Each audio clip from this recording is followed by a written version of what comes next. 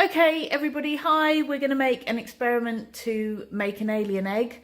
So a couple of things. It takes a bit of time.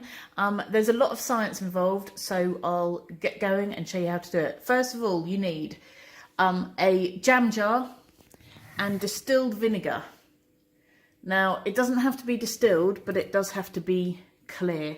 So the vinegar that you often put in your fish and chips is fine, but it's often brown and doesn't look as good. So you need enough vinegar in the jam jar to be able to put an egg in and cover the egg, okay? So drop the egg in and put the lid on. Now what will happen now is that there'll be a chemical reaction and the egg shell, you can see it's starting to fizz there, fizz and bubble. So there's a chemical reaction going on between the vinegar, which is acidic, and the calcium carbonate, which is the eggshell. So the eggshell is made of calcium carbonate and it's reacting. And the reason it has to be covered is because we want to get all that shell off the egg. So that's going to sit in there for, it normally takes 2 or 3 days for the whole of the eggshell to go. Okay, so I'm going to leave it there and I will show you it again when it's ready. Okay, so the egg's out of the vinegar. As you can see, there's no eggshell on it. You can faintly see the yolk. I don't know if you can see the yellow of the yolk. Right, so it's just got the membrane on it. So it was a chemical reaction. The shell reacted with the vinegar. What I've got here is just plain normal sugar. Right, so I'm putting the egg in there. Ugh, hold on. And I'm going to cover it with sugar. Now what will happen is osmosis. So the liquid from the egg will move from the egg out into the sugar. Alright, so what you want to try and do is get it, I've tried it with other things because sugar gets really sticky, but sugar is the best thing to do.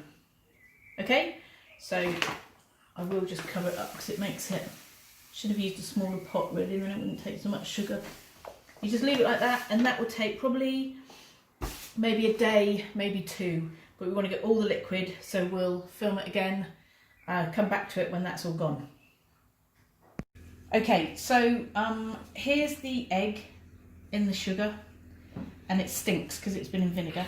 Now all that is water, and the reason it's in a big jar is because it's going to get quite big. So water and a bit of food colouring. I'm going to put quite a lot of food colouring in because I want it to work. Now the egg, oh, can you see this? Okay, so the egg, remember how big it was? All the liquid has come out, that's osmosis, has come out from the egg into the sugar. Okay, so that's all in there, that's why the sugar's so wet. And the egg is much, much smaller than it was, if you remember. Now I'm going to put the egg into this and leave it. Again, you have to leave it for probably a day or 2. So we come back to it in a day or 2.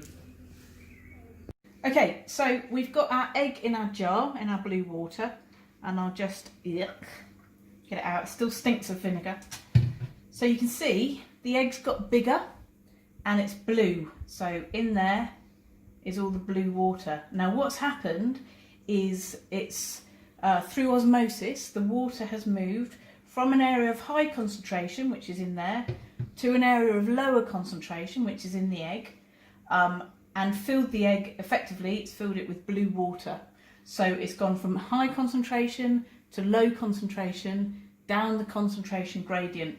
And if we break this open, and hang on there, I'll get a knife. If we break this open, you'll see, can you see here? You'll see that it's, that it's blue, where it's absorbed all the blue water, apart from our yolk, which is still yellow. Right, so that's osmosis.